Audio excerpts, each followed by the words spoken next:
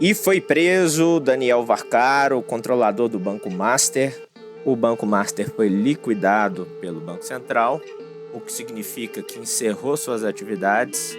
Um monte de gente, principalmente funcionários públicos, que colocaram parte de suas reservas em fundos de previdência, que possuíam ativos, CDBs do Banco Master, vão tomar um baita prejuízo.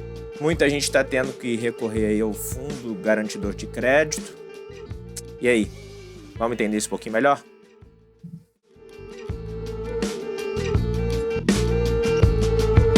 A ideia é que hoje a gente falou um pouquinho sobre essa questão aí do Banco Master.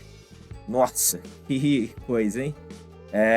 E tava para estourar já isso já há algum tempo. Eu vou me aproveitar aqui de uma explicação muito didática feita pelo José Cobori. Então, como sempre eu uso aqui no canal, quando eu uso referências aí de outros canais, se inscreva lá no canal do Cobori, que é um canal gigante, enfim, você já deve conhecer, vale a pena. E eu vou colocar alguns comentários aqui para além do que o Cobori nos apresenta, tá bom? Então vamos lá, sem enrolação, vamos lá. Ultimamente, os escândalos no mercado financeiro estão se tornando frequentes. A derrocada da Ambipar e seus COIs, distribuídos pelos bancos que deram enormes prejuízos aos investidores, a operação Carbono Oculto da Polícia Federal na Faria Lima, desbancando a lavagem de dinheiro de aproximadamente 40 bilhões do crime organizado, e agora a prisão dos sócios e executivos do Banco Master e a liquidação da instituição pelo Banco Central. Primeira coisa que eu queria chamar a atenção, eu gosto muito dessa abordagem do Cobori, é o seguinte, que ele coloca dentro de um mesmo bojo, e eu acho certo que seja feito assim, esses casos da Ambipar, essa operação Carbono Oculto e essa agora operação relacionada à fraude bilionária, um escândalo gigantesco descoberto com relação ao Banco Master e à prisão do Varcaro, porque elas fazem parte, na verdade, de uma atuação de Estado. A gente fez um vídeo aí agora recentemente discutindo essa questão da segurança pública, que são ações de fato de segurança pública, né? Que estão no foco aí dessas grandes fraudes bilionárias e que têm enraizamentos muito profundos, inclusive nas suas relações com o Estado brasileiro. Ele vai entrar nisso aqui, deixa ele falar, depois eu comento um pouquinho mais. O que todos questionam é como foi possível uma instituição financeira chegar a esse ponto e se a autoridade fiscalizadora, ou seja, o Banco Central, demorou para agir. Como de costume, serei o mais didático e simples possível. O controlador do Banco Master era o chamado outsider, ou seja, alguém de fora do mercado financeiro. Alguém sem o conhecimento e a experiência necessária para administrar uma instituição financeira. Isso já é um alerta para investidores e players do mercado financeiro. Aliado a isso, seu histórico de negócios era de fracassos empresariais e sua vida pessoal de ostentação e relações promíscuas com a política. Qualquer olhar mais atento aos negócios do banco já era suficiente para identificar um negócio que tinha de tudo para dar errado. Administrar uma instituição financeira é algo que exige principalmente profundos conhecimentos de finanças e economia. A gestão de riscos é algo imprescindível. Eu achei interessante isso aí, porque eu não conheço a história desse camarada, desse Varcaro, né? E me parece que ele tem um histórico, não tem um histórico muito bom, não, né? Não é bem reconhecido no meio. Lembrando que o Cobori é um cara que trabalhou no sistema financeiro há muito tempo, né? Trabalha ainda, mexe. Foi um cara perseguido pela Lava Jato, então, assim, um camarada que conhece desses meandros também.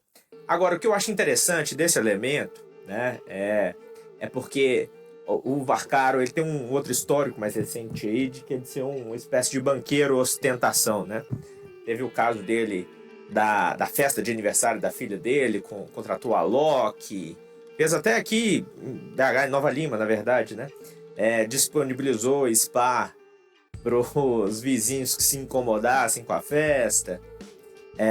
E ultimamente, né, nessa sociedade do espetáculo que tem caracterizado, né, a contemporaneidade, essas figuras têm sido bastante ressaltadas e até, de certo ponto, endeusadas, né, muito admiradas para uma juventude que está muito em rede social e que cria parâmetros aí de riqueza, né, de imagem, daquilo a ser alcançado a partir da ostentação de figuras como essa. Um banqueiro, né, que trabalhou sua imagem, né, junto à opinião pública, na internet, etc., que costurou, como qualquer outro banqueiro, laços com determinadas figuras do mundo da política institucional brasileira, e é bom que a gente coloque nesses termos. Depois tem um comentário do Cobori que eu não concordo muito, mas no finalzinho, mas ressaltando que é na política institucional brasileira, sobretudo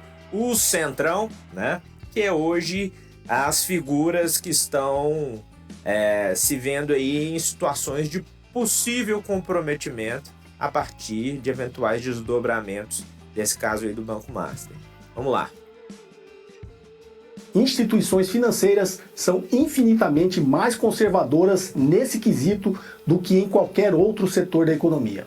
Elas equalizam magnitudes de capital, prazos, riscos e ativos fixos e líquidos. O Banco Master estava fazendo exatamente o inverso. Para captar, ou seja, se financiar, pagava altas taxas de retorno, 130%, 140% até 150% do CDI, e investia em ativos de altíssimo risco de crédito e liquidez. Num determinado... Olha, pessoal, antes de continuar aqui com o Cobori, é o seguinte: eu, como economista, seja na minha prática profissional, eu não opero no sistema financeiro, minha empresa opera mais em situações de planejamento, inclusive com o setor público, mas como na minha atividade profissional e como economista, até assim com pessoas que estão próximas, sou sempre indagado, a perguntinha que todo economista escuta, né? O que é bom de investir? E assim, tem um tempo, tem crescido bastante a prática do brasileiro de circular e de operar no mercado de capitais ou no mercado de fundos, enfim, outros ativos, né, para sua formação de poupança. E tem uma zaga, um monte de picareta, e eu vou usar essa expressão porque é assim que ela tem que ser usada, né? A gente tem que dar o nome correto, popular, do que as pessoas entendem. Picaretas, tá? Tem um monte de picaretas, inclusive em corretoras de investimento, em gerentes de bancos, de grandes bancos, que são picaretas também, e que ficam empurrando ativos desse tipo aí do Banco Master, né? São CDBs, são certificados de depósito bancário, que é basicamente a lógica seguinte: quando você está fazendo o seu investimento, você está escolhendo pegar o seu dinheiro ali suado e falar assim: olha, eu vou colocar no investimento para eu receber um pouco mais, o que é mais vantajoso, que paga um juro maior aí para mim.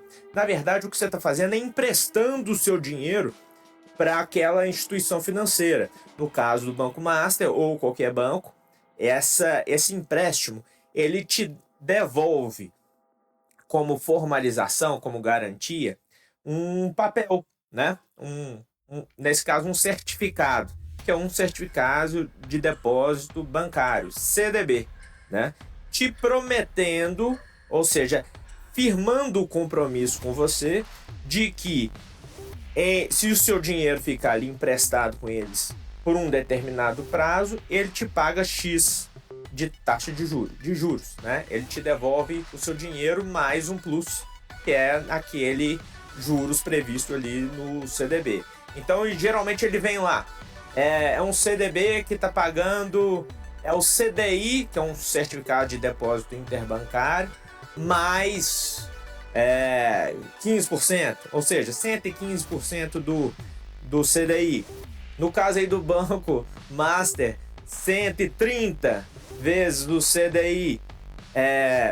Então, gente, são ativos de risco, porque é o seguinte: você não sabe o que esse banco está operando. No caso do Master, e o banco faz isso, né? Ele pega dinheiro emprestado para você para emprestar para outro, né? Ou seja, ele aloca, ele faz essa captação contigo ou com outras empresas, enfim, outros bancos, etc., para poder emprestar, ou seja, pegar um certificado também de outros ativos. E ele ganha nessa diferença, né? Ou seja, ele te paga um juro menor, em tese, e ganha numa outra operação que paga ele melhor, ok? No caso do Banco Master, não estava dando muito certo, não. E aí eles fizeram isso aí que o Cobori está nos contando. E aí é o seguinte, gente, muito cuidado com a picaretagem. Porque do fundo de investimento Lero Lero, que o gerente do seu banco te indica, olha, tá pagando 130% CDI. Desconfia. Pelo amor de Deus, desconfia. E daí passa nessas corretoras picaretas aí, né? Para criptoativos, Bitcoin, o caramba 4. Então, fique esperto. No momento, o negócio do banco virou uma pirâmide. Dependia de mais entradas de captações para pagar as antigas. E nessa esteira, precisava oferecer cada vez taxas mais altas. Me lembro do Banco Santos em 2004, quando à época fiz uma análise para a imprensa da mesma situação. O Santos estava captando oferecendo seus CDBs a 150% do CDI. Um claro sinal que quebraria, e quebrou 6 meses depois. O Master pagava alto para se financiar e investia do outro lado em ativos podres, empresas duvidosas como a própria Ambipar, CVC, Oi, Gafisa e Light, e direitos creditórios de difícil avaliação e marcação de valor. Quando o Banco Central, no final de 2024, exigiu que a instituição fizesse um aumento de capital de 2 bilhões de reais, caso contrário seria liquidado pelo BC, seu controlador, Daniel Vorcaro, acionou suas relações políticas para salvá-lo. Foi aí que entrou o BRB, o Banco de Brasília, uma estatal do Distrito Federal. O governador simplesmente determinou que o Banco Estatal comprasse o Banco Master pelos exatos 2 bilhões de reais exigidos pelo Banco Central. Uma operação sem qualquer embasamento técnico.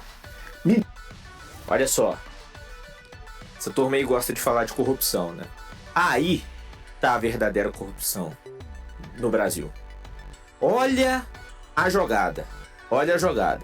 Já tem a jogada que conta com os aspectos de desregulamentação do sistema financeiro. Então, olha só, o que os caras fazem? Eles viram para você, para mim, para seja lá quem for, e fazem o seguinte: eu tô te oferecendo lá no aplicativozinho 130% CDI. E coloca até uma notinha ali. Tem gente que faz propaganda, no caso do Banco Master também. Olha, até 250 mil, o seu dinheiro tá de boa, porque ele tá assegurado pelo Fundo Garantidor de Crédito. Se der uma zebra, o fundo cobre o seu dinheiro. Não o juro prometido, mas o dinheiro do seu principal. Beleza? Esse é o primeiro passo da picaretagem. O segundo passo da picaretagem, né, e da corrupção de verdade que acontece no Brasil, é o seguinte: olha, deu ruim, o banco não está conseguindo operar mais, porque chega um momento que tem limite, né? As pessoas começam a desconfiar. Você vai oferecer CDB que paga CDI mais 70%, quem que começa a ficar meio descarado, né? E então, na prática, como o banco não tem o recurso para saldar aquelas dívidas, ele passa a valer nada. Não é à toa, como o Cobori está colocando aqui, e a XP, foi a XP, né? Ou BTG, sei lá, ofereceu, tá bom, eu compro o Master, R$1, né?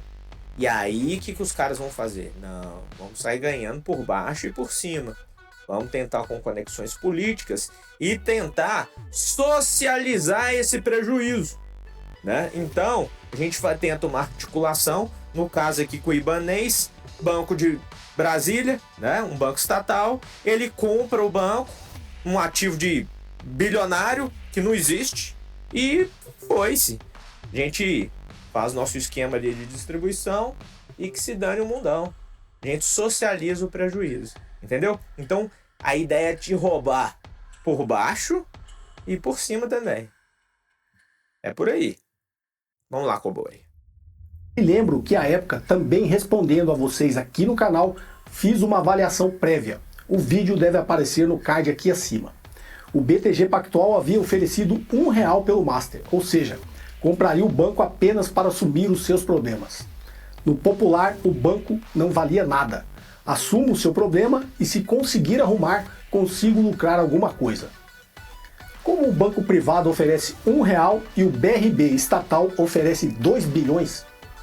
Bem, a história já conhecemos. O Banco Central barrou a operação do BRB e ontem amanhecemos com a notícia da liquidação do Banco Master e a prisão de seu controlador em plena fuga do país. No meio desse imbróglio todo, vale ressaltar detalhes importantes para não perder de vista. Antes dos detalhes do Cobori, os meus detalhes. Primeiro, te pedir para se inscrever aqui no canal, enfim, aquela história toda. Se você está gostando do conteúdo, acompanhe nossos vídeos. Tem conteúdos aí que a gente está se dedicando para fazer. Eu te convido a passear no canal, a se inscrever, a acompanhar a gente. Tem aqui o link também do nosso grupo de WhatsApp, onde eu mando atualizações aí dos vídeos e também participações minhas aí na imprensa, textos, colunas que eu escrevo. Então te convido aí para participar, tá bom? O Banco Master tentou no passado fazer uma operação de crédito com a Caixa Econômica Federal. Os técnicos da Caixa não aprovaram a operação. Foram rebaixados e tirados de seus cargos pela presidência da Caixa. O senador Ciro Nogueira tentou passar uma emenda no Congresso para aumentar a cobertura do FGC, o Fundo Garantidor de Crédito, de 250 mil para R$1 milhão. À época, era tão descarada a manobra que ficou conhecida como Emenda Master.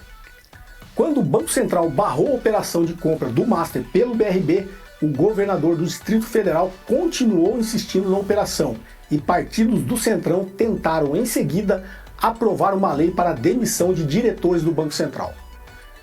Para pegar criminosos, a polícia costuma utilizar a famosa estratégia Follow the Money, ou seja, siga o dinheiro. No caso em questão, podemos utilizar a estratégia Follow the Politicians. Espero que a reflexão de hoje possa estimular em você um pensamento crítico melhor. Valeu, Cobori. Olha só, esse detalhe que ele colocou aí é importantíssimo. Tem esse aspecto, inclusive, que eu acho que vale a pena o que ele disse, mas tem elementos aí também que eu não concordo muito, tá? Eu acho que é o seguinte, a gente tem que ficar esperto com só essa expressão aí do follow the politicians, né? Porque a gente pode entrar naquela vala comum, lavajatista, né? De, na verdade, demonizar a política, né? E o que a gente precisa deixar destacado é follow de alguns políticos, né? Follow the politicians do Centrão, na verdade, né? E das conexões que são postas juntos a esse tipo de figura, como Varcaro, né? Agora, tem um outro aspecto que a gente tem que ficar muito esperto, que é o seguinte, e é um dos elementos. Por que essa operação, ou essas operações, como o Cobori muito bem colocou, elas têm sido importantes? Porque elas estão atacando conexões ali entre o núcleo de poder econômico do país, que está hoje no sistema financeiro, e como esse núcleo do poder econômico se apropria, ainda que de maneira legal em alguns casos, mas muitas vezes, como nesse caso, de maneira ilegal, das estruturas de Estado. Veja bem, aqui, como eu já tentei destacar aqui, e está nessa fala também do Cobori, tem essa picaretagem de ancorar a prática da irregularidade, da fraude, no próprio Fundo Garantidor de Crédito, que é um fundo privado, tá? Que é sustentado a partir dos resultados, dos lucros dos bancos, né? Então, é uma obrigação que eles têm. Ela é regulada também hoje pelo Conselho Monetário Nacional, mas é uma atividade privada, tá? E ela também se escora em conexões muito complexas e obscuras com agentes do sistema institucional, da política institucional brasileira. Como eu disse, essa tentativa de fazer aí com o Ibanez.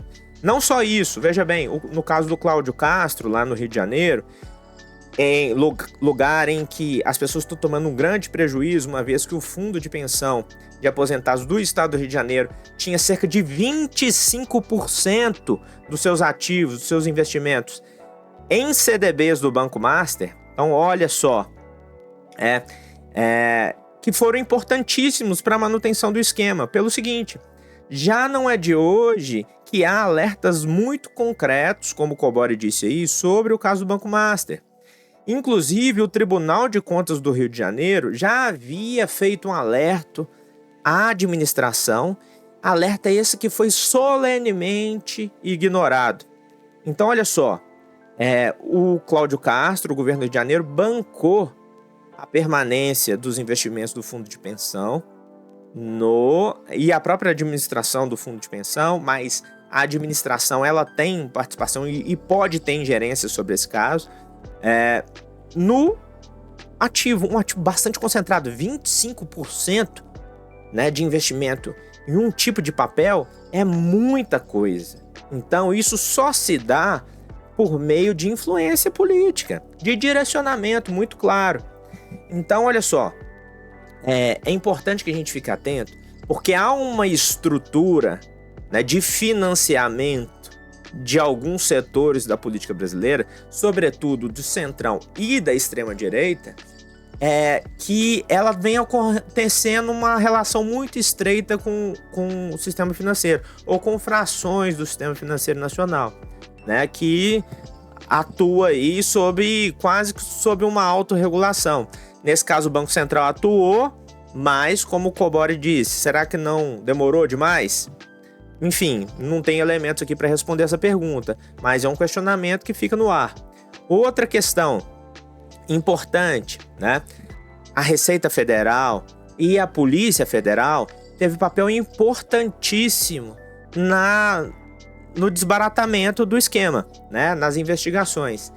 E é muita coincidência quando a gente olha para esse PL antifacção, né? Que envolveu o licenciamento do Guilherme Derrite, secretário de Segurança Pública de São Paulo, para ir lá ser relator do processo. Do projeto de lei, mas em que as principais medidas propostas para ele no seu relatório era justamente o esvaziamento da capacidade investigativa da Polícia Federal e da Receita Federal. Olha só. E mais, depois de uma pataquada, ainda bem que o Derrite derreteu, né, com 4, 5 relatórios, porque também não tem bobo, né, no processo. E o que acontece? Mesmo o processo que foi aprovado na Câmara agora, e foi para o Senado, vai ser discutido agora também lá, ele envolve um enfraquecimento da Polícia Federal sob o ponto de vista financeiro, na medida que alguns fundos, principalmente o Fundo de Combate ao Narcotráfico, trazia recursos para a alimentação das investigações da Polícia Federal, agora eles têm caminhos mais dificultados. Vamos ver como é que vai ser no Senado. Mas entende? Que tem conexões aí muito obscuras que a gente precisa ficar atento. Então, assim, gostei muito da abordagem aqui do Cobori. Novamente, te peço aí para considerar se inscrever no canal, a curtir nosso vídeo, curtir nosso conteúdo, ver aí o que a gente está produzindo. Com muito carinho, muita atenção por você. E é isso aí. Fica a reflexão. Faz aí seu comentário, vamos trocar uma ideia. Um beijo, valeu, até a próxima.